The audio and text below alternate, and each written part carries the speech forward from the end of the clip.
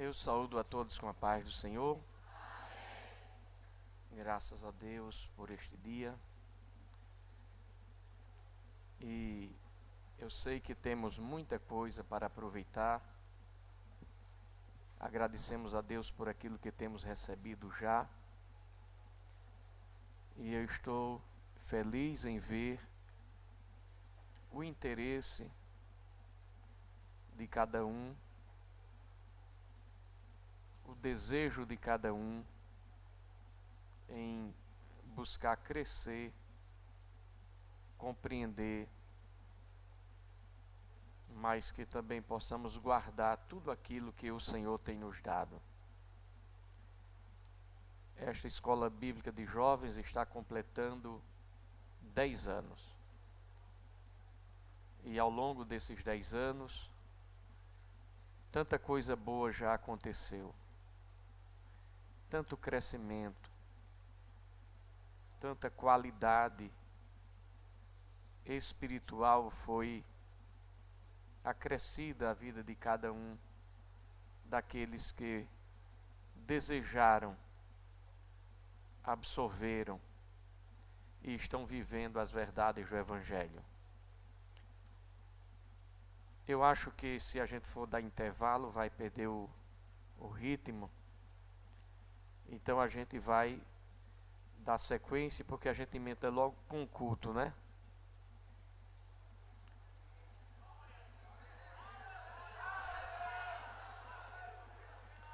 Muito bem.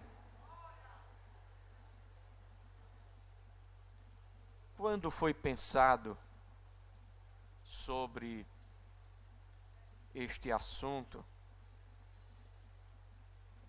restaurando os valores cristãos, a ideia, o pensamento que traz para a gente é que em determinado ponto esses valores talvez não tenham sido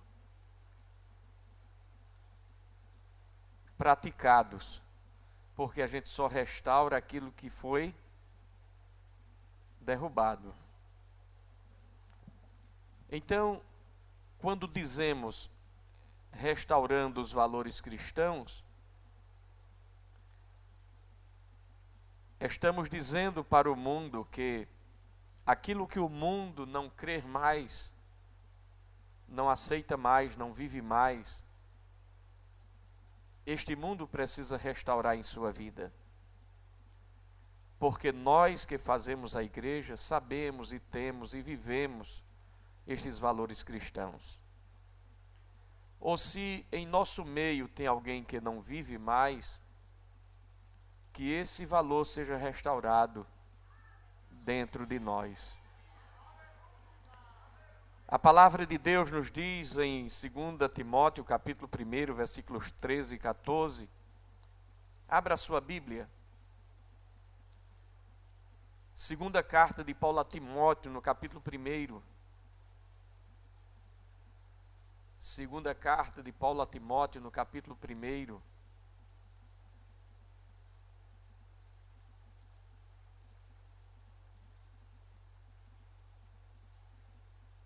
Diz assim: conserva o modelo das sãs palavras que de mim tens ouvido, na fé e no amor que há em Cristo Jesus. Guarda o bom depósito pelo Espírito Santo que habita em nós.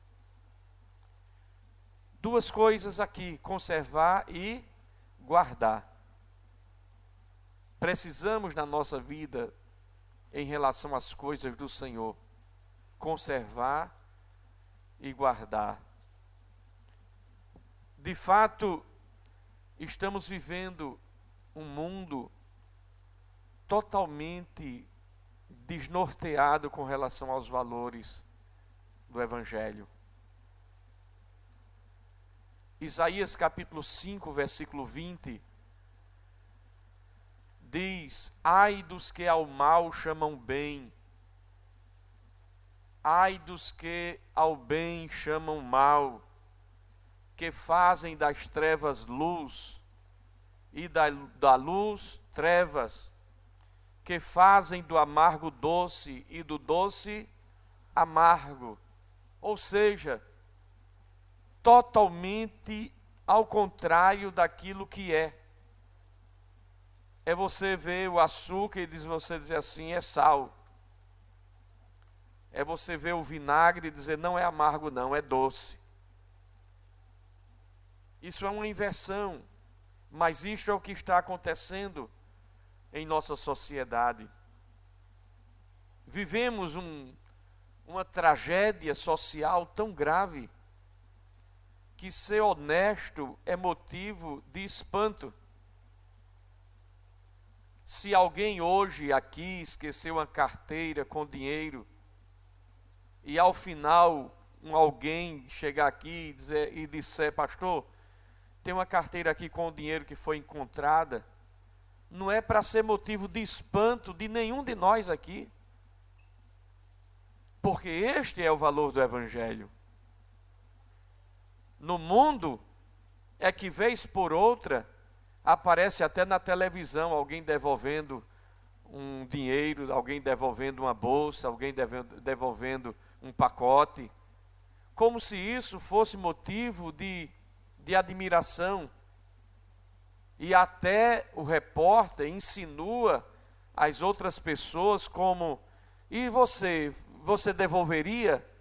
Quase torcendo para que a pessoa diga, eu não. Mas esta é a sociedade que a gente vive hoje, onde a corrupção, a violência, a prostituição parece ter dominado a mente e o coração das pessoas. Parece que não há outra coisa a não ser isto para pensar.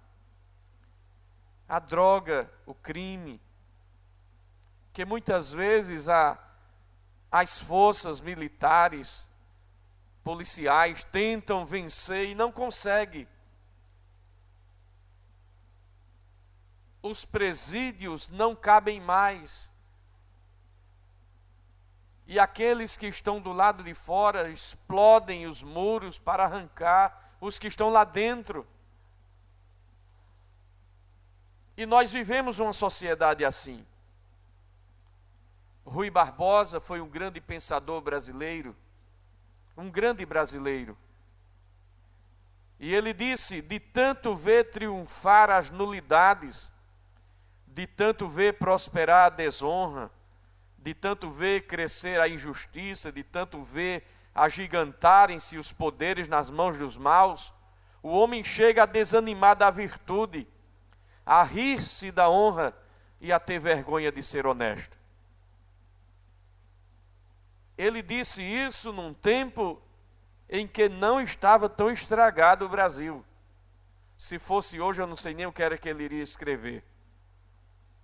Mas é um fato que os valores cristãos, que antes se embasavam a ética e a moral vividos pela sociedade, estão sendo desmoronados, trocados por valores profanos e imorais. A América do Norte, que era, ou que se gabava de ser um país cristão, jamais da metade da população não se declara mais protestante. Mais da metade. Podemos dizer hoje, do ponto de vista matemático da estatística, que os Estados Unidos não é mais um país protestante. Porque mais da metade já não se declara mais assim. E essa quase metade que se diz protestante, já não vive mais o Evangelho, já não vive mais uma vida coerente com a palavra, apenas se diz protestante. É o crente nominal.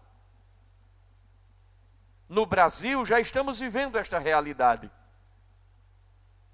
onde tem aqueles que estão se dizendo crentes, e entenda a minha linguagem, mas só de nome. Ele é crente porque o pai é crente, ele é crente porque a mãe é crente,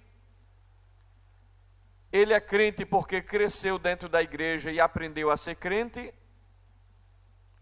às vezes não deseja descer as águas do batismo, por vezes só desce as águas do batismo quando é forçado a casar, porque se não se batizar em águas o pastor não casa.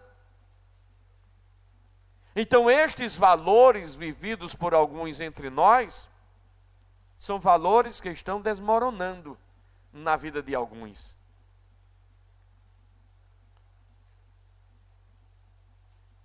Vamos ler Isaías capítulo 5, versículos 18 a 25. Abra a sua Bíblia. Isaías 5, 18 a 25. Abra a sua Bíblia e leia comigo. Isaías 5, 18 a 25. Diz assim: ai dos que puxam a iniquidade com cordas de vaidade, e o pecado com tirantes de carro. E dizem, avie-se e acabe a sua obra, para que a vejamos. E aproxime-se e venha o conselho do Santo de Israel, para que o conheçamos. Ai dos que ao mal chamam bem, e ao bem mal, que fazem das trevas luz e da luz trevas, e fazem do amargo doce e do doce amargo. Ai dos que são sábios a seus próprios olhos e prudentes diante de si mesmos. Ai dos que são poderosos para beber vinho e homens de poder para misturar bebida forte. Dos que justificam ao ímpio por suborno e aos justos negam a justiça. Por isso, como a língua de fogo consome a palha, e o restolho se desfaz pela chama, assim será a sua raiz como podridão, e a sua flor se esvaecerá como pó. Porquanto rejeitaram a lei do Senhor dos Exércitos, e desprezaram a palavra do Santo de Israel. Por isso se acendeu a ira do Senhor contra o seu povo, e estendeu a sua mão contra ele, e o feriu, de modo que as montanhas tremeram, e os seus cadáveres se fizeram como lixo no meio das ruas.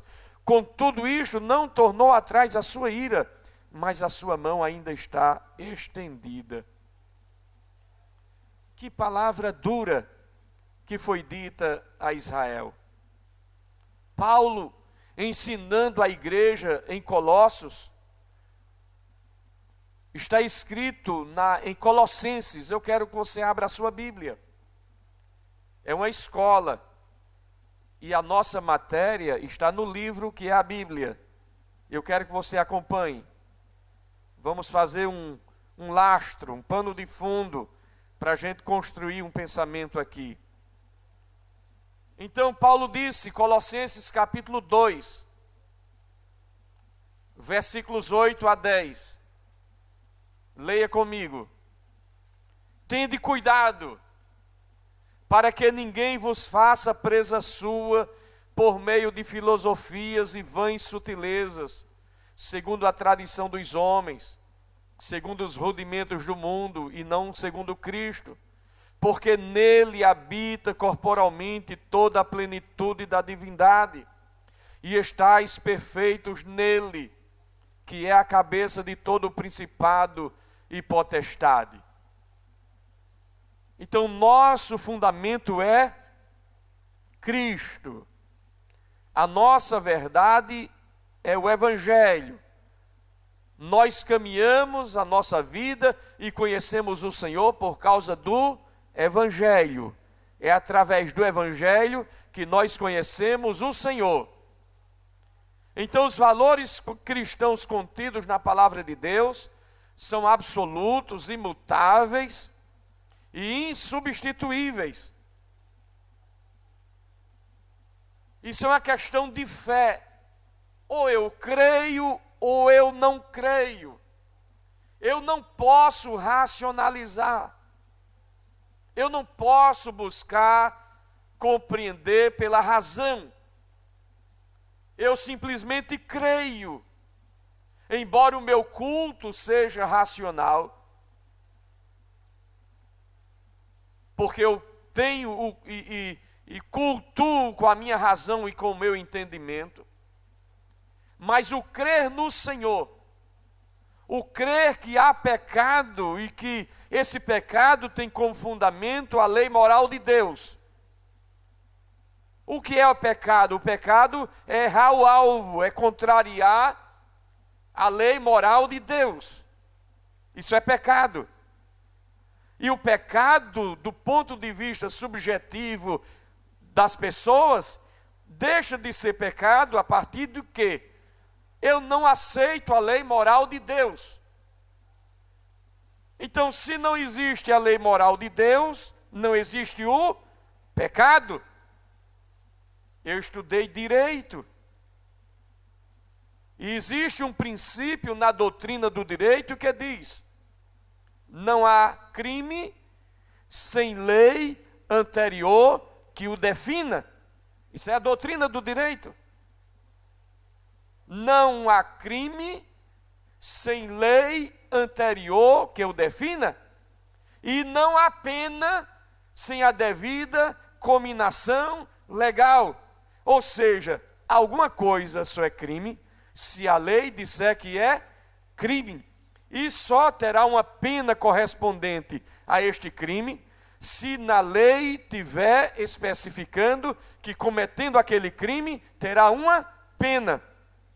Ora, como é que os homens fazem para fugir da pena de Deus? Negar a lei moral de Deus. É o caminho mais fácil. É o caminho mais fácil. Então diz o texto, Pedro fala de valores que deveríamos buscar. Já que alcançamos através dos méritos de Cristo a participação da natureza divina. Vamos ler segunda carta de Pedro. Parece ser chato, mas você veio para a escola. É escola ou não é? Então tenha paciência, vamos estudar. Se esforce. Segunda carta de Pedro, capítulo 1. Vamos ler a partir do versículo 3. Veja o que a Bíblia diz. Visto como o seu divino poder nos deu tudo o que diz respeito à vida e piedade, pelo conhecimento daquele que nos chamou pela sua glória e virtude. Ou seja, a Bíblia está dizendo que Ele, Deus, com seu grande poder, nos deu tudo o que diz respeito à vida e piedade. Eu não tinha vida, mas Ele me deu o quê? Vida. Eu não tinha piedade, mas Ele me transformou numa pessoa santa. Uma pessoa santa é uma pessoa pia. É uma palavra que geralmente não se usa muito, né? Não é muito comum. Mas uma pessoa santa é uma pessoa pia, é uma pessoa piedosa. E uma pessoa profana é uma pessoa ímpia, o contrário da pessoa pia. Mas nós conseguimos isso pelo conhecimento daquele que nos chamou, pela sua glória e virtude. Quando nós conhecemos o Senhor, através desse conhecimento Ele nos chamou pela sua glória e virtude, pelas quais o quê? Glória e virtude dele. A glória é dele, a virtude é dele, o mérito é dele. De quem? De Jesus. Pelas quais nos tem dado grandíssimas e preciosas promessas. Através do sacrifício de Jesus, do mérito de Jesus, das qualidades de Jesus, fundamentados nisto, Ele nos garantiu grandíssimas e preciosas promessas. para que por elas fiqueis participantes da natureza divina. Ou seja, através do mérito de Jesus, das qualidades de Jesus, que agora infunde em nós, Ele transmite para nós suas qualidades pela sua graça, nós nos tornamos o quê? Participantes da natureza do mundo, da natureza divina. Se eu antes era mundano, agora eu me tornei santo. Por quê? Porque Ele é santo. Se eu era impuro, pela influência dele, eu me transformei puro, porque Ele é puro. Então, diz assim: havendo escapado da corrupção que pela concupiscência há no mundo, e vós também, pondo nisto toda a diligência. Significa dizer o quê? Que não é chegar agora e deitar numa rede e dizer: agora eu sou crente, agora eu sou santo, Jesus fez tudo por mim e está tudo certo, agora eu vou dormir. É assim? É assim? Não. Vós também, pondo nisto mesmo toda a diligência, acrescentai a vossa fé o quê? A virtude. Eu creio, mas não é suficiente crer. Eu tenho que procurar ter virtude também. Eu tenho que procurar ter. Mas não é somente virtude. Eu preciso acrescentar à virtude o quê? Conhecimento. Porque a Bíblia diz que é preciso conhecer e buscar conhecer o Senhor. Eu devo acrescentar à minha fé virtude, à minha virtude o quê? Conhecimento. Porque virtude, fé sem conhecimento, pode levar a coisas ruins também, ao fanatismo religioso. Mas eu devo buscar também conhecimento. Mas quando vem o conhecimento, é preciso que haja temperança. Porque se tiver conhecimento e não tiver temperança, pode entrar o que agora é vaidade, presunção. Mas o texto diz: e a virtude ciência, a ciência temperança, a temperança a paciência, e a paciência a piedade. E a piedade o amor fraternal, e o amor fraternal a caridade. Porque se em vós houver e abundarem estas coisas, não vos deixarão ociosos, nem estéreis no conhecimento de nosso Senhor Jesus Cristo. Pois aquele em quem não há estas coisas é cego, nada vendo ao longe, havendo-se esquecido da purificação dos seus antigos pecados. Portanto, irmãos, procurai fazer cada vez mais firme a vossa vocação e eleição, porque fazendo isto nunca jamais tropeçareis. O pastor Paulo Filho estava falando aqui acerca justamente do relativismo, que é cada um ter a sua verdade. Mas além de ter cada um a sua verdade, vem o pluralismo que diz que nossas verdades precisam coexistir. E isso demonstra, de certa maneira, segundo esta corrente filosófica, aquilo que se apresenta como diversidade de cultura, de religião. E não é isso que nós vivemos hoje? Os meios de comunicação insistem em catequizar a sociedade que você deve absorver valores do outro, porque isto é politicamente correto. Antes, a homossexualidade era escondida, depois foi permitida, daqui a pouco vai ser obrigatória, porque esta é a ideologia de gênero que é implantada na sociedade. Não pensem, os irmãos, olhem para mim, por favor.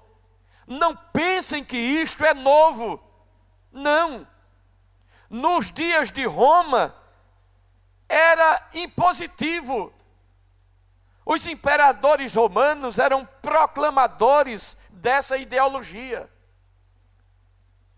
Praticamente 100% dos imperadores romanos eram homossexuais. Havia culto. E as sacerdotisas eram prostitutas. Eram homens efeminados,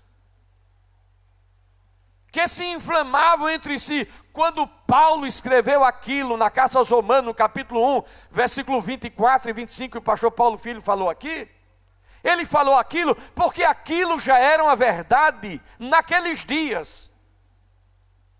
Não é que hoje o mundo está assim, não. Naqueles dias já era assim. Porque Satanás, ele se inova. Ele sempre se apresenta de maneira diferente. Mas a serpente é a mesma. Outra coisa que tem afetado gravemente a sociedade é o mundanismo. Tudo aquilo que caracteriza atitudes e ações dos perdidos, estabelecendo uma contínua oposição à igreja e aos valores cristãos. O mundanismo está dizendo é uma coisa do mundo, mas acontece que já hoje dentro da igreja existe mundanismo, pessoas dentro da igreja advogando mundanismo, não mundanismo declarado, mas um mundanismo branco, um mundanismo mascarado, através das suas ações, através da sua vida, através do seu comportamento. Tiago capítulo 4, versículo 4, Tiago escreve já naqueles dias: adúlteros, adúlteras. Em outra versão diz assim: infiéis. Não sabeis vós que a amizade do mundo é inimizade contra Deus? Portanto, qualquer que quiser ser amigo do mundo, constitui-se o quê? Inimigo de Deus. Na primeira carta de João, no capítulo 2, versículos 15 a 17, diz: não ameis o mundo, nem no que no mundo há. Se alguém ama o mundo, o amor do Pai não está nele. Porque tudo que há no mundo, a concupiscência da carne, a concupiscência dos olhos e a soberba da vida, não é do Pai, mas do mundo.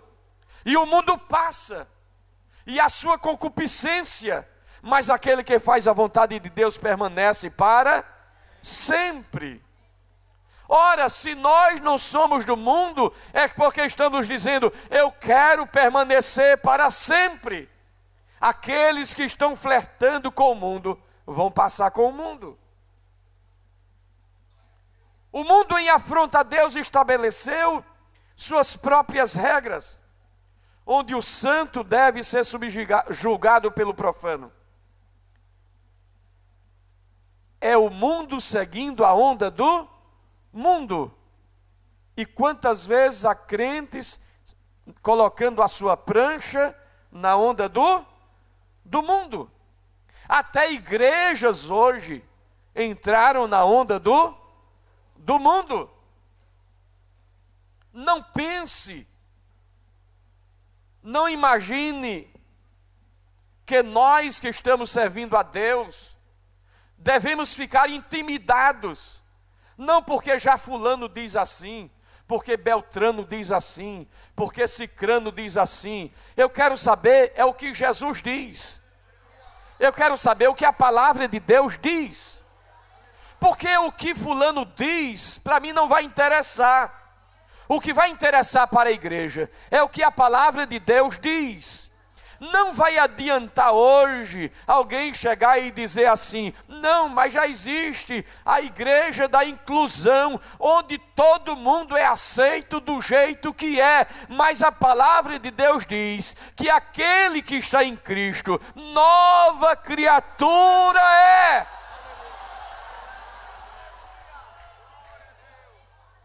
Então não vai adiantar criar um conglomerado religioso, um sistema religioso, segundo o conceito particular de alguém, para que possa acomodar a sua própria concupiscência, o seu próprio pecado, e criar uma organização e dizer aqui, não, aqui todo mundo é bem recebido, todo mundo é bem aceito, aqui ninguém vai falar mal de ninguém. Por quê? Porque isto não é igreja, porque a igreja é de Deus, e a igreja de Deus confronta o pecado, porque Jesus veio para perdoar e salvar aquilo que se havia perdido. E se a igreja não é composta de pessoas que estavam perdidas e que foram transformadas e agora são salvas, esta não é uma igreja de Jesus.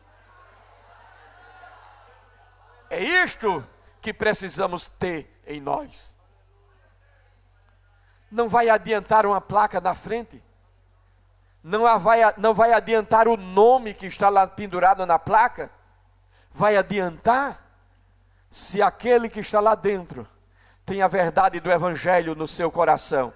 Isso vai resolver o problema. O mundanismo é o modo de vida de toda pessoa que não é salva em Cristo. Se um crente está na igreja e ele é mundano, ele não é salvo. Ele pode ser membro da igreja, ter um cartão de membro da igreja, fazer parte dos grupos da igreja, mas não faz parte da igreja de Jesus.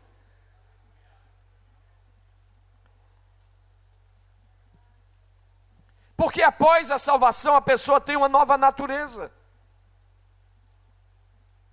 Há um constante conflito dentro dele. O crente em Jesus, o verdadeiro crente em Jesus, é uma pessoa que em determinado instante da vida vive conflitos.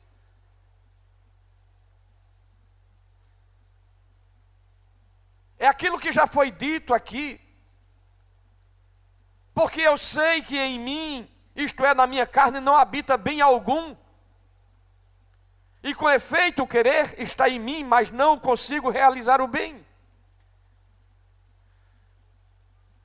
Enquanto tem alguém se apresentando na internet, colocando o seu corpo, e não é suficiente ficar de frente, mostra a retaguarda, em posições sensuais e mundanas,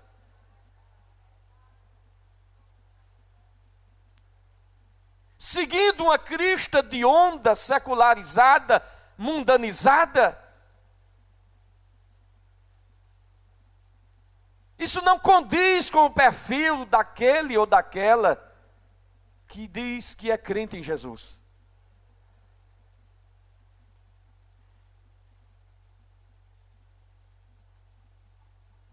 O verdadeiro crente em Jesus não apresenta o seu corpo como troféu. Paulo disse, desde agora ninguém me inquiete, porque eu trago no meu corpo. A marca que eu trago no meu corpo é o quê? Eu trago o que no meu corpo? As marcas de Cristo Jesus. E a marca de Cristo Jesus é o quê? É sofrimento. Se a cabeça sofreu, o corpo sofre. O que resta do sofrimento de Cristo Jesus? Eu não posso pensar ou imaginar que estamos vivendo num tempo, num mundo, em que esses valores estão se perdendo.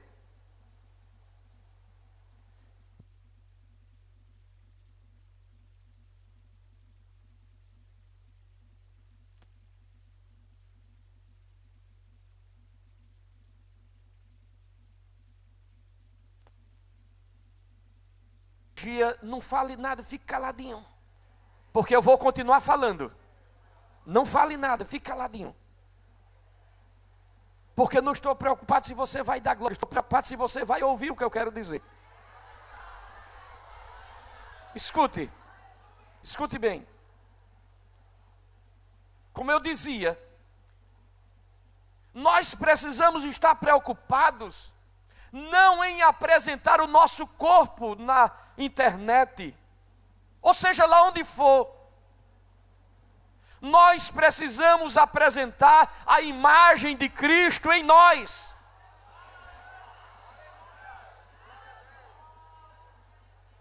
Esses valores precisam ser resgatados em nossa vida.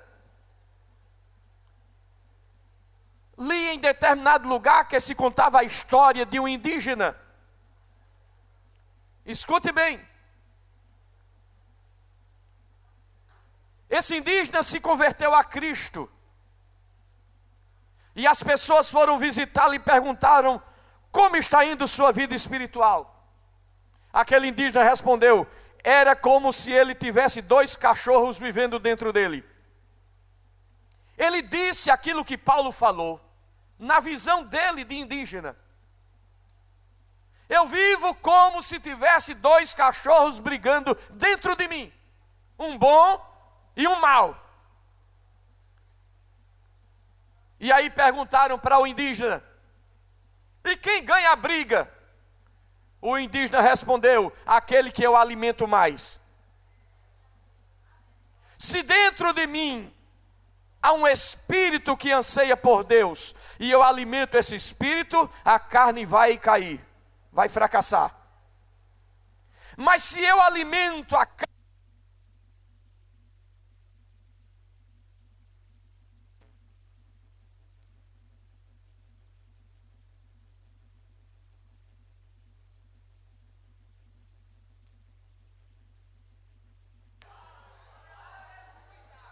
o que nós precisamos é alimentar o nosso espírito.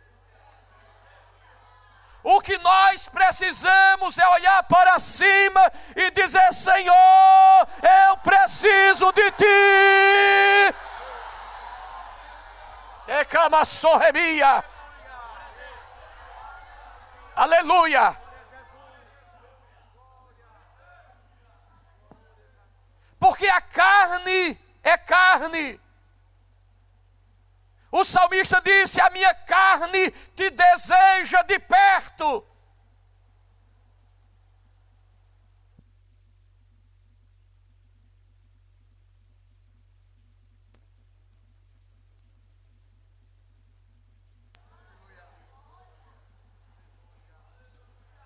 A nossa carne para nada aproveita.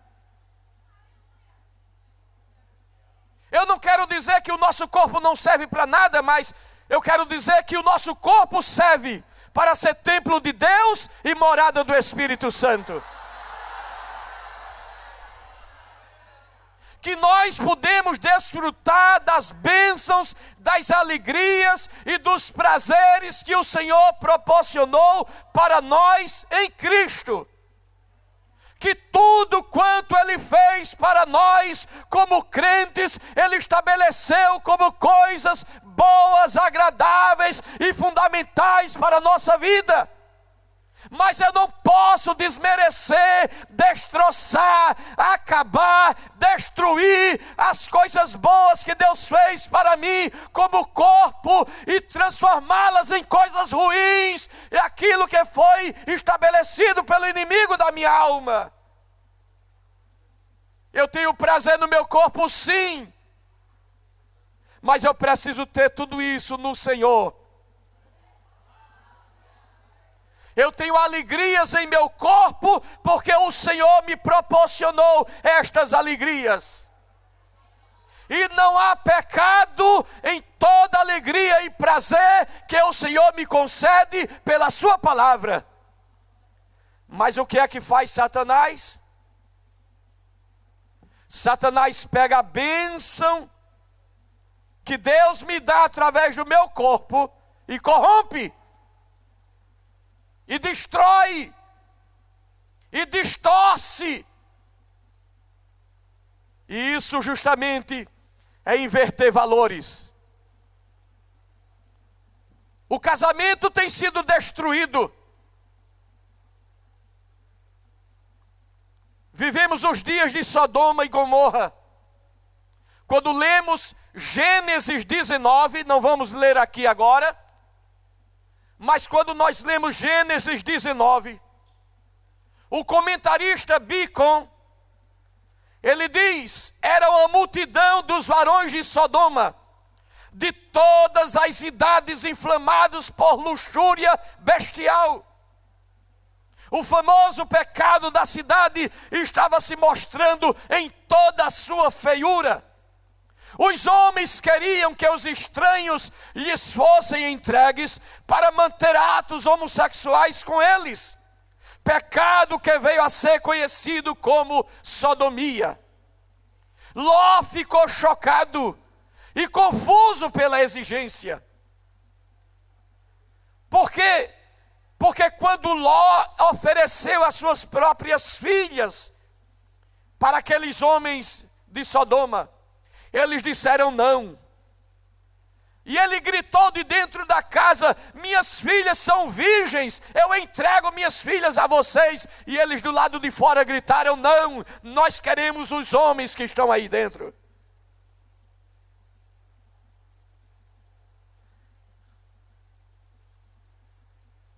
A Bíblia é clara em relação a estes casos. 1 aos Coríntios, capítulo 6, versículos 9 a 11. Não sabeis que os injustos não hão de herdar o reino de Deus? Não erreis, nem os devassos, nem os idólatras, nem os adúlteros, nem os efeminados, nem os sodomitas, nem os ladrões, nem os avarentos, nem os bêbados, nem os maldizentes, nem os roubadores herdarão o reino de Deus. E é o que alguns têm sido, mas haveis sido lavados, mas haveis sido santificados, mas haveis sido justificados em nome do Senhor Jesus e pelo Espírito do nosso Deus. Os valores de família têm sido destruídos. Casamentos que não têm solidez, que não têm estrutura de casamento. Pessoas que estão se casando porque o rapaz é bonitinho ou porque a moça é bonitinha. Pessoas que estão entrando em casamento sem nenhuma estrutura, sem nenhuma base, sem nenhuma estabilidade ou segurança, seja bíblica, seja emocional, seja social, e isto é necessário na vida daquele ou daquela que quer enfrentar um casamento. Porque não se pode pensar que vai casar somente porque vai se deitar com a outra pessoa. Casamento não é isto. Casamento não é dormir com a outra pessoa. Isso faz parte da estrutura do casamento. É preciso mais que isto. É preciso ter amor, e amor aqui implica em responsabilidade, em comprometimento. Amor aqui implica em compromisso. Amor aqui implica em dizer: eu vou tomar conta de você até eu morrer, e que Deus me ajude. Isso é amor. Amor implica em responsabilidade. Amor não é chegar assim: eu amo você, vou colocar um anel no seu dedo, vou lá no pastor para ele dizer que eu estou casado, para poder eu dormir com você. Isso não é amor. Amor implica em ter consciência de que vai ter que levantar cedo e trabalhar, e suar a camisa, e do suor do rosto alimentar a sua família, ser fiel à sua esposa, ser fiel ao seu marido, ser fiel ao seu Senhor, ser fiel à sua igreja e caminhar com Deus, criar os seus filhos no temor do Senhor. Isso é família.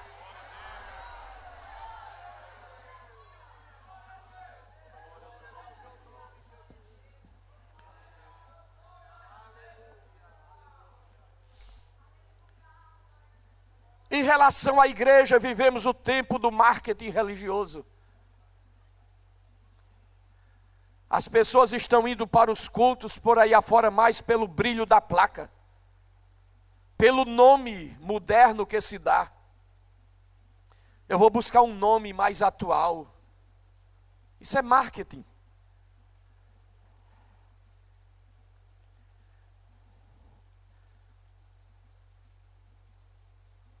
A igreja é apresentada como algo que você vai lá para se sentir bem. E nem sempre, quando estamos no culto, estamos lá para nos sentir bem. Por quê? Porque a palavra de Deus nos incomoda, nos incomoda. A palavra de Deus precisa mexer comigo. A palavra de Deus, por vezes, é necessário que mexa com o meu chão. Que me arranque da minha estabilidade e do meu comodismo. É preciso que eu vá para o culto e eu ouça verdades que me façam mudar do caminho que eu estou vivendo. Eu não posso ir para o culto para ser massageado no meu ego. Para que eu ouça, você está bem. Você está aqui para se sentir bem. Nem sempre a casa do Senhor é assim. João capítulo 15, versículo 19. Se vós fosseis do mundo, o mundo amaria o que era seu, mas porque não sois do mundo, antes eu vos escolhi do mundo, por isso é que o mundo vos odeia. Esta palavra é eclésia para a igreja.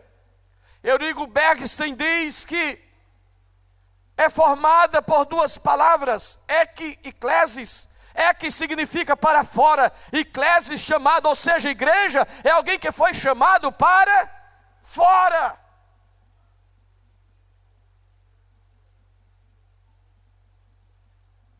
Igreja é o povo que atendeu ao chamado do Senhor quando estava em meio aos perdidos. Nós éramos o povo que estava em meio às trevas.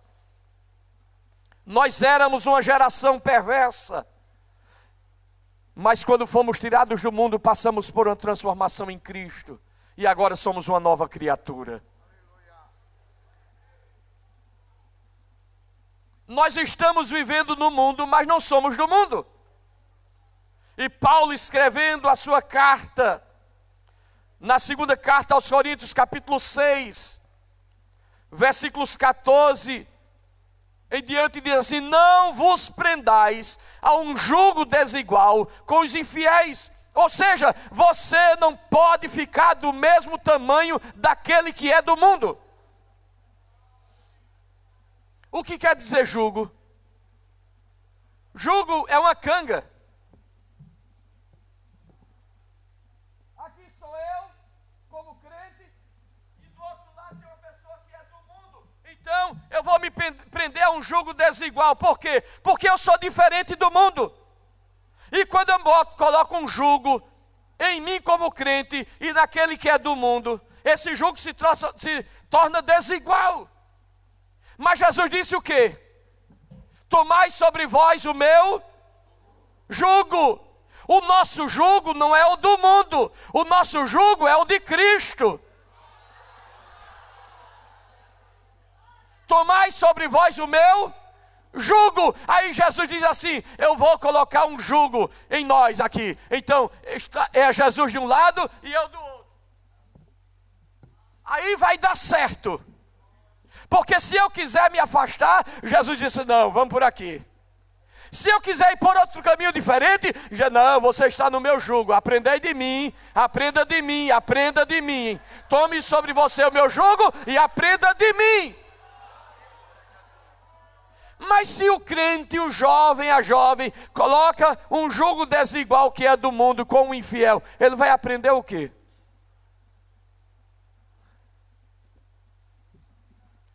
Diz o texto: que sociedade tem a justiça com a injustiça? Que comunhão tem a luz com as trevas? Que concórdia entre Cristo e Belial? Ou que parte tem o fiel com o infiel? Que consenso tem o templo de Deus com os ídolos? Porque vós sois templo do Deus vivente, como Deus disse: neles habitarei, e entre eles andarei, e eu serei o seu Deus, e eles serão o meu povo. Por isso saí do meio deles, e apartai-vos, diz o Senhor, e não toqueis nada imundo, e eu vos receberei. E serei para vós pai, e vós sereis para mim filhos e filhas, diz o Senhor Todo-Poderoso. Jesus se deu por nós, para que fôssemos o que? Um povo todo seu. Todo seu. Está na carta de Paulo a Tito, capítulo 2, versículo 14.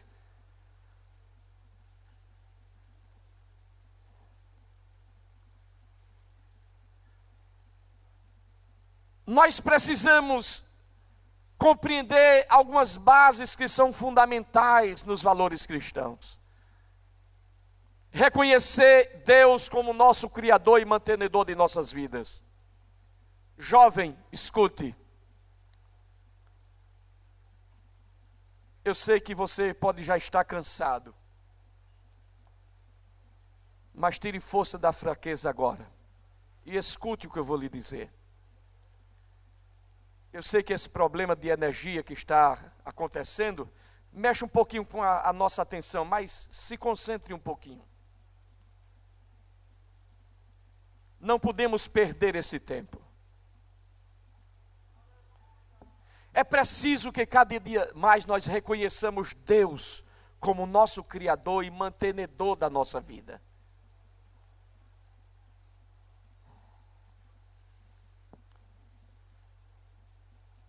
Quando lemos Hebreus capítulo 1, versículo 3, diz: o qual, sendo o resplendor da sua glória e a expressa imagem da sua pessoa, e sustentando todas as coisas pela palavra do seu poder, havendo feito por si mesmo purificação dos nossos pecados, assentou-se à destra da majestade nas alturas. Foi Ele que fez tudo. Foi Ele quem nos criou. Nós erramos, foi Ele quem morreu por nós e nos perdoou e nos resgatou. É preciso a gente aceitá-lo como nosso guia, não de boca, não de palavra, mas de coração, de alma. Senhor, Tu és o meu guia até a morte. Senhor, Tu és aquele que eu vou entregar o meu caminho ao Senhor e vou confiar no Senhor, porque eu sei que Tu podes fazer tudo na minha vida. É preciso isto. Muitas vezes o mundo está vivendo como se Deus não existisse. Até alguns crentes estão vivendo como se Deus não existisse.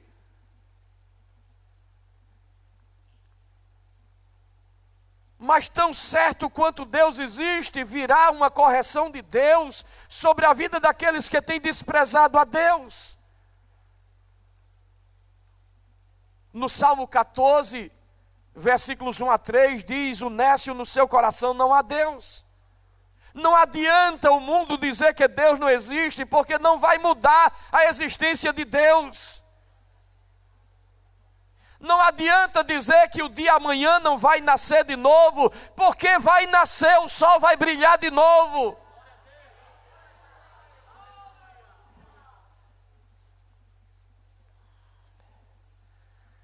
Eclesiastes capítulo 11, versículos 9 e 10. Alegra-te, jovem, na tua mocidade, e recreie-se o teu coração nos dias da tua mocidade. Anda pelos caminhos do teu coração e pela vista dos teus olhos. Saiba, porém, de uma coisa, que por todas estas coisas te trará Deus a juízo. Isso é uma verdade.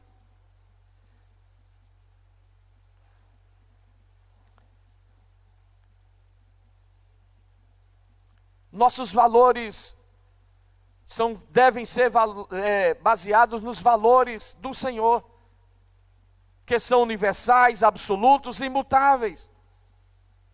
Como dissemos no princípio, Deus é um ser moral. E seus atributos atestam que Ele é santo.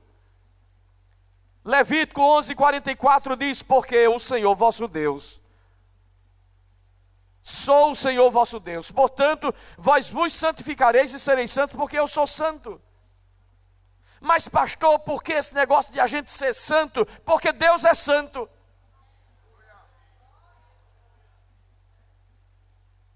Primeiro Samuel 2:2 diz: não há santo como o Senhor, porque não há outro fora de ti, e rocha nenhuma há como o nosso Deus. E porque Deus é santo, nós precisamos ser santos também, para gozarmos da bênção de Deus. 1 Samuel 2:9 diz que os pés dos seus santos ele guardará. Salmo 37:28 diz que o Senhor ama o juízo e não desampare os seus santos, eles serão preservados para sempre. Salmo 50, versículo 5 diz: ajuntai-me os meus santos, aqueles que fizeram comigo uma aliança com sacrifícios. E nós estamos juntos hoje aqui. Nós fomos ajuntados pelo Senhor durante esses dias para recebermos a bênção de Deus sobre nós.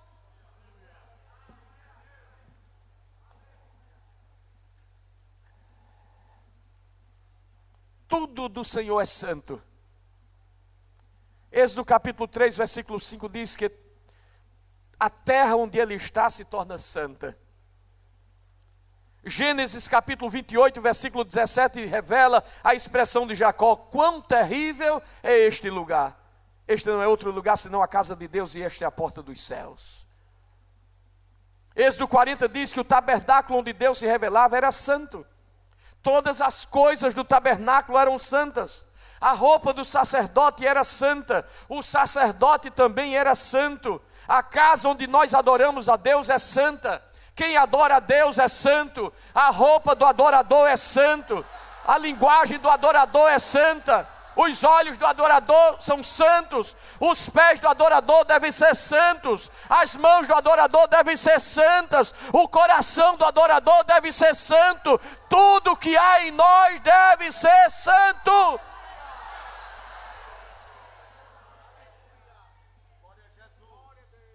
O Salmo 15 diz: Senhor, quem habitará no teu tabernáculo? Quem morará no teu santo monte? Aquele que anda em sinceridade e pratica a justiça e fala a verdade no seu coração. Não podemos negociar a importância desta santificação. Quando a Bíblia diz: não vos prendais a um jugo desigual com os infiéis.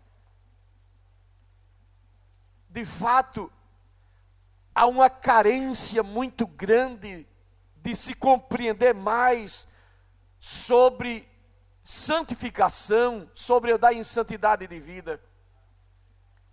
Hebreus capítulo 12, versículo 14 diz: segui a paz com todos e a santificação, sem a qual ninguém verá o Senhor. Se você não está crescendo em santidade, é porque Deus não está agindo na sua vida. E isso acontece porque você até agora não tem sido uma verdadeira filha de Deus. Porque a nossa vida como cristão é vida de crescimento, de maturidade espiritual, de desenvolvimento em santificação. Quer ver uma diferença que houve entre Esaú e Jacó? A Bíblia diz o quê? Amei a Jacó, porém aborreci a Esaú. Todos dois tinham promessas ou não? Sim ou não? Jacó tinha promessa? Tinha ou não, irmãos? Esaú tinha promessa? E qual foi a diferença entre os dois agora? Deus cumpriu as promessas na vida dos dois? Cumpriu. O Senhor abençoou a Jacó? Sim ou não? O Senhor abençoou a Esaú? Sim ou não? E qual foi a diferença? Todos dois seguiram o seu caminho. Todos dois viveram a sua vida. Um foi abençoado de uma forma e outro de outra forma, mas todos dois foram abençoados. Tiveram a bênção de Deus, eram descendência de Abraão.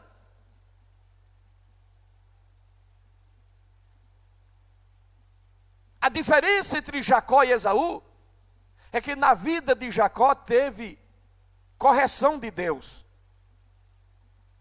disciplina de Deus, e na vida de Esaú não. A todo instante Jacó era chamado e corrigido por Deus, sim ou não? E a disciplina de Deus na vida da gente revela o quê? O amor e o cuidado de Deus. Quando Deus se encontra com Jacó no Val de Jaboque e se agarra com ele e toca na sua coxa e muda o seu nome e faz ele confessar o seu próprio nome, era Deus fazendo o quê? Corrigindo Jacó. Por quê? Porque ele amava Jacó. A Bíblia diz que Deus corrige a quem ama. Eu não sei se você já percebeu,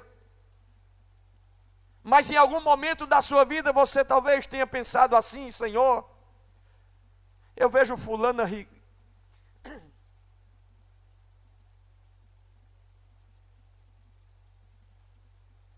eu vejo fulana sorrindo à vontade, faz tudo por aí afora e parece que só vive bem, sorrindo, feliz da vida. Qualquer coisinha, o Senhor me dá um cascudo. Eu não sei se essa história parece com a sua. Parece que tem alguém que é como se Deus não tivesse muito interessado.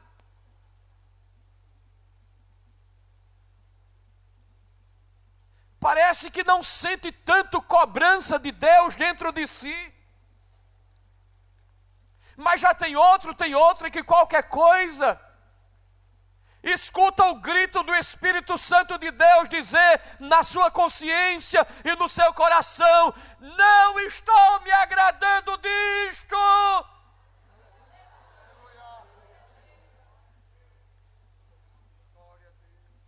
Às vezes você quer até mudar um pouco e andar um pouco diferente, mas você escuta o grito, é o Espírito ardendo em zelo e dizendo: eu não quero isso em ti, eu não quero isso em ti.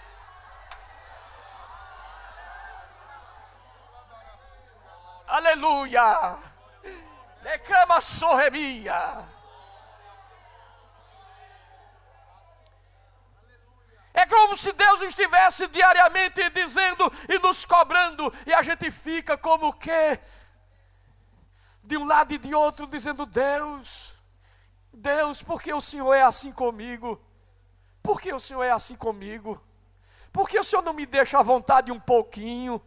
Por que o Senhor não me deixa mais livre um pouquinho? E Deus diz: não, mas fulano pode, ele faz porque faz, agora você é nazireu. Você é nazireu, você é diferente. Aleluia. Romanos 12, 1 e 2 diz: rogo-vos, pois, irmãos, pela compaixão de Deus, que apresentei os vossos corpos. Eu vou encerrar com isto aqui agora, eu quero que você escute bem. Não queria movimentação agora, por favor. Não sei por que tem esse movimento aí. Por favor, parem. Muito mais sacrificado estou eu, que já falei aqui sem microfone, com microfone ruim, com som ruim, sem energia, e estou aqui falando até agora. Então, me suporte, porque o meu sacrifício aqui está sendo maior do que o seu de estar aí. Mas escute. Paulo diz a igreja em Roma: rogo-vos, pois, irmãos, pela compaixão de Deus, que apresentei os vossos corpos em sacrifício vivo, santo e agradável a Deus, que é o vosso culto racional. E não sede conformados com este mundo, mas sede transformados pela renovação do vosso entendimento, para que experimenteis qual seja a boa, agradável e perfeita vontade de Deus.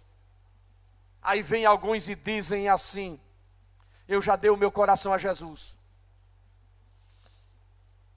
E Jesus quer o meu coração. E ninguém pode julgar a minha condição interior pela minha visão exterior. Mas é claro que eu posso julgar uma pessoa em relação ao que tem dentro, pelo que eu estou vendo do lado de fora. É claro que eu posso julgar. É claro que eu posso fazer um juízo de valor. Porque a boca fala daquilo que o coração está cheio. E regra geral, a aparência mostra muito daquilo que tem na essência da pessoa. Sim ou não? Mateus 12:33 diz que pelo fruto se conhece a árvore, pelo fruto que aparece, eu posso saber identificar que árvore tem ali. Se eu digo que dei o meu coração para Jesus, é uma verdade que Ele vai ter o meu corpo também. Porque coração na Bíblia fala não de um músculo, mas coração na Bíblia fala de essência do nosso ser. E se Jesus tem a minha essência, como Ele não vai ter a minha aparência?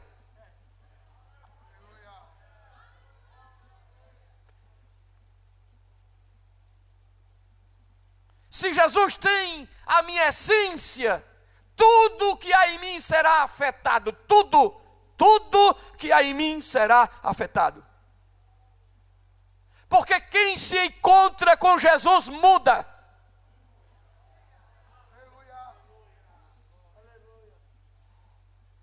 Os meus olhos, se eram olhos carnais, eles deixam de ser carnais. Se a minha língua era contaminada com o pecado, a minha língua agora vai falar daquilo que está dentro. Boca santa, língua santa, aleluia. E se afetou a minha vida interior, afeta a minha aparência. E afeta a minha roupa também, sim ou não? Lá vem o pastor falar de usos e costumes. Eu não estou falando aqui de usos e costumes, eu estou falando aqui de moral de Deus, de valores cristãos. Porque se a minha roupa é uma estrutura para a minha face que revela a glória de Deus, então a minha roupa deve ser de Deus. Agora, se a minha roupa serve para emoldurar o meu corpo e torná-lo sensual, Deus abomina essa roupa que você diz que não tem nada a ver com Deus.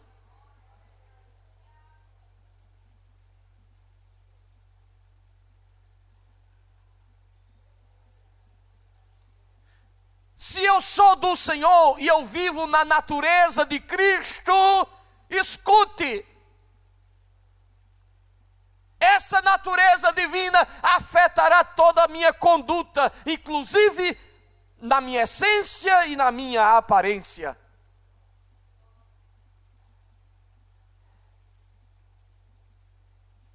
Concordo com você no que você está pensando aí agora. Quando você diz que santidade não é apenas expressão exterior, sim. Mas às vezes há aqueles que se aproveitam desta linguagem de uma obra interior que o Espírito Santo faz na nossa vida como desculpa para dizer que nada precisa acontecer no exterior. O que você está fazendo para desejar ser santo? Ou que você está renunciando para ser santo? Certa feita, um velho violonista estava fazendo o seu último concerto, ia se aposentar.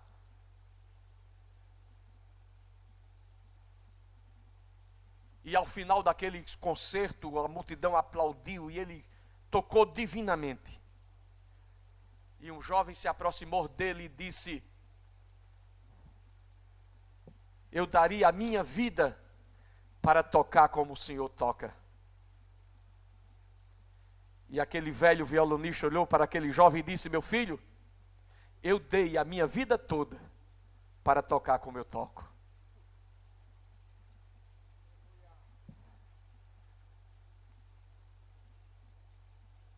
Se você diz que quer o poder de Deus e quer conhecer a Deus, então alguma separação do mundo você precisa ter.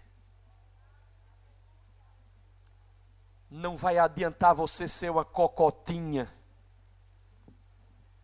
e você desejar ser santa, porque não há como combinar isso aí. Não vai adiantar, meu jovem, você querer ser um boizinho, está como o pastor Paulo disse, todo lá malhado, e dizer que quer ser santo. Estamos aí às vésperas da Olimpíada. E tem jovens, rapazes e moças, se acordando de madrugada, dormindo cedo e se acordando cedinho, para fazer exercício, com regra na alimentação, com regra no exercício, aplicado a uma disciplina de exercício como ninguém, para correr atrás de uma medalha, para correr 100 metros que em menos de 10 segundos pode ter uma medalha ou pode ter uma frustração. E eles têm toda a disciplina do mundo para correr atrás daquela medalha. Toda disciplina eles têm na comida, no sono, até na hora de descansar, na hora de relaxar o corpo. Toda disciplina tem para correr atrás de uma medalha.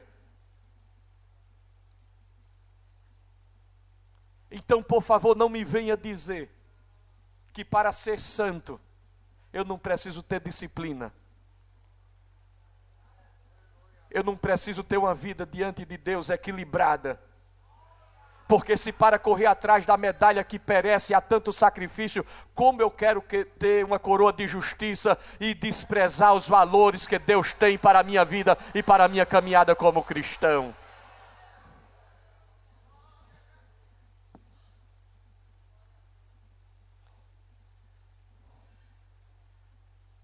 A Bíblia diz: não vos prendais a um jugo desigual com os infiéis. Há uma pressão do inferno para os pastores dizerem ou chamarem de santo profano e de profano santo.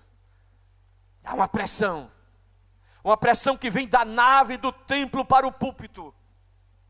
Porque muitas vezes a nave do templo está contaminada com todas essas influências. Mas no púlpito precisa ter alguém que está em comunhão com Deus, dizendo: não, não é assim, não é assim, não é assim. Porque isso aconteceu com Arão. Enquanto Moisés subiu para o monte, Arão ficou embaixo com a multidão. E a nave do templo disse: faz um bezerro para nós.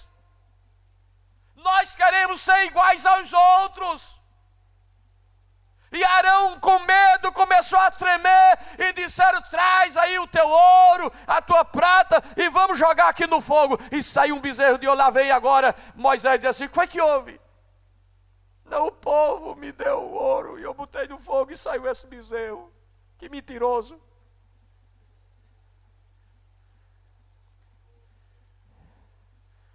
Me permita dizer uma coisa a você, meu jovem. Com muito temor de Deus, para a tua felicidade e para a tua segurança, eu não posso ser um Arão na tua vida. Eu não posso dizer aquilo que você quer ouvir. Eu não posso fazer aquilo que você quer que eu faça. Eu preciso ensinar a verdade do Evangelho. Eu preciso ensinar a palavra de Deus, para que você viva e tenha paz na sua alma.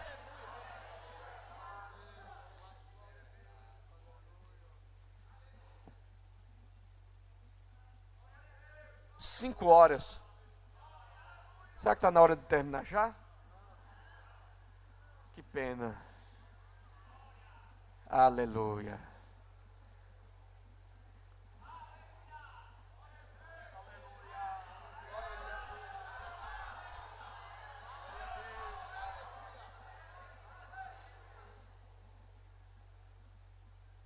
Deus é santo.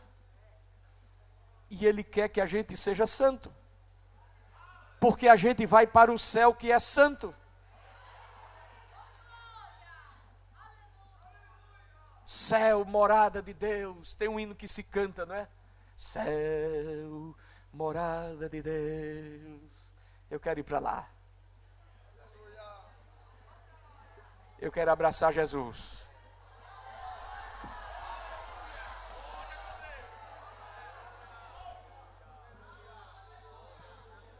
Eu quero dar um abraço no meu Jesus.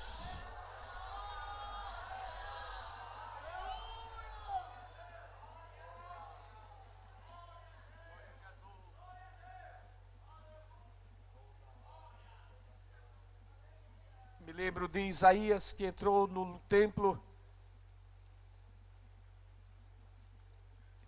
e teve uma visão. E depois de ver aquela visão, disse: Senhor, eu vou morrer. Porque eu vi o Senhor. Aleluia.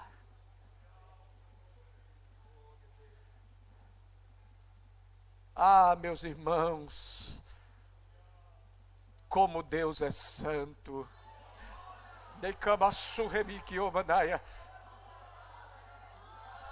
Ah, Deus. Deus é santo, Deus é santo, Deus é santo, Deus é santo, Deus é santo, Deus é santo.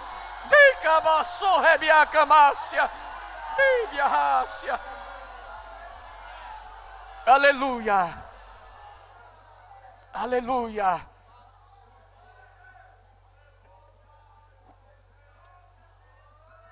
Aleluia. Aleluia.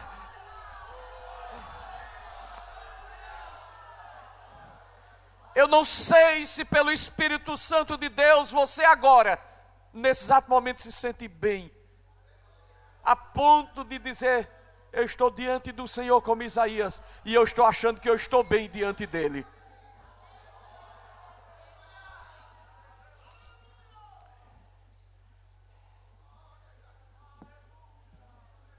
O céu é a morada de Deus.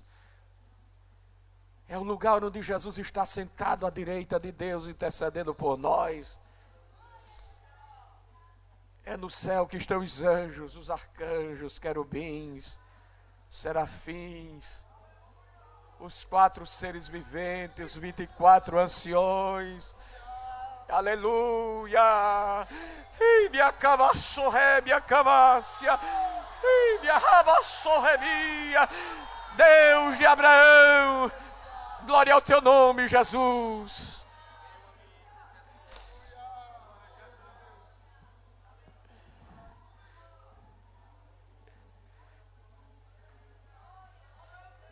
Valores, integridade, que eu possa me aproximar de Jesus e reconhecê-lo como Deus, e não como boneco que me faz favor, e não como alguém que está submisso a mim, que na hora que ele faz o que eu quero, tá bom, na hora que ele não faz, pois sabe de uma coisa, não vou mais para o culto, não quero mais dar glória a esse Jesus, que nada, você não é nada, você não é ninguém, você é caco entre os cacos, você é barro. Se você entender Deus como Deus, Ele é Deus. Se você não quiser entendê-lo como Deus, Ele vai continuar sendo Deus. Mas para a tua alegria e felicidade, reconhece a Ele, viva por Ele, internalize esses valores.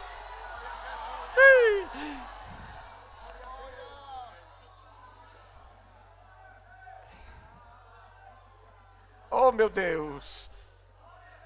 Oh, Jesus. Oh, Jesus, Jesus, Jesus, Jesus.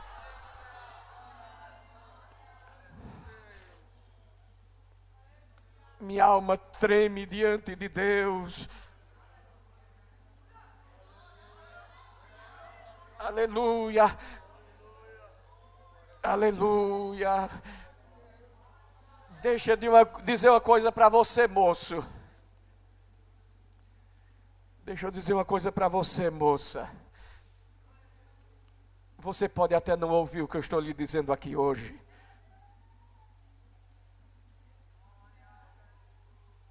Mas eu não quero ser culpado do teu sangue, porque Deus me constituiu para ser o teu pastor. E eu não posso ser covarde. Eu não estou aqui para agradar a você. Estou aqui para ajudar a salvar a tua alma. Aleluia.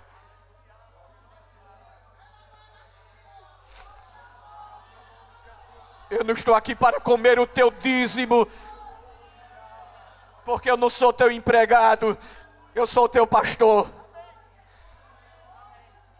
Se você não quiser dar mais o teu dízimo, Deus vai me alimentar de outra forma, vai mandar até couve com pão e carne para eu comer, se você não quiser mais dar o teu dinheiro na igreja. Mas eu não posso ser covarde, porque eu não posso me vender e ser subornado pelo dinheiro da membresia da igreja. Eu preciso dizer a verdade do evangelho, para que você possa viver na presença de Deus.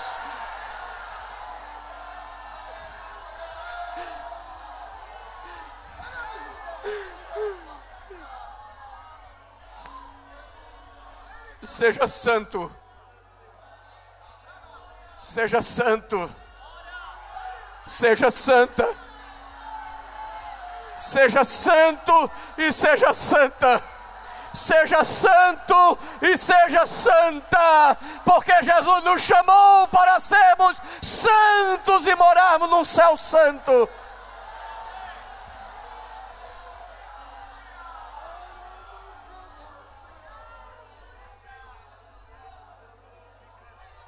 Aleluia.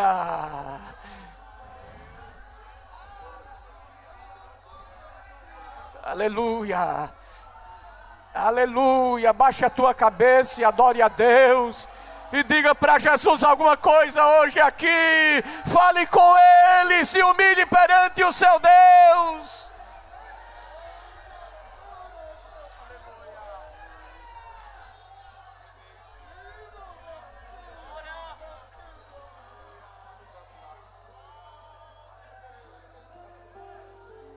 Aleluia. Aleluia. Aleluia. Ah, como eu queria deixar vocês presos aqui dentro. E se eu pudesse, não deixaria vocês saírem lá fora. Porque eu sei que enquanto vocês estão aqui, estão se comprometendo com Deus e dizendo que ama a Deus, estão dizendo que querem Deus. Mas vocês vão precisar sair daqui.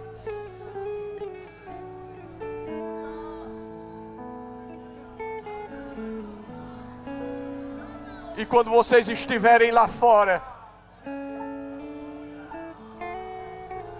e estiverem à mercê do inimigo, lembre-se do que ouviram aqui hoje. Eu quero Deus. Eu quero a minha coroa. Eu quero o céu. Eu quero a glória de Deus.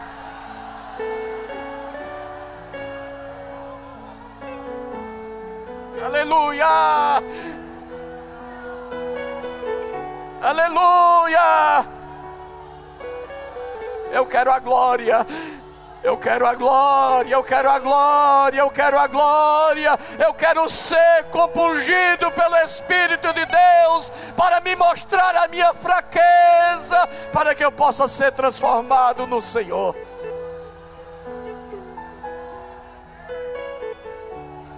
Glória ao teu nome, Jesus.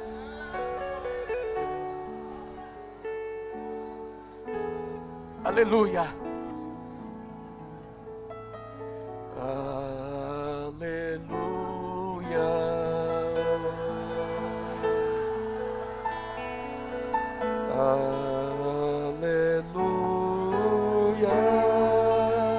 Santo és tu, Cordeiro de Deus.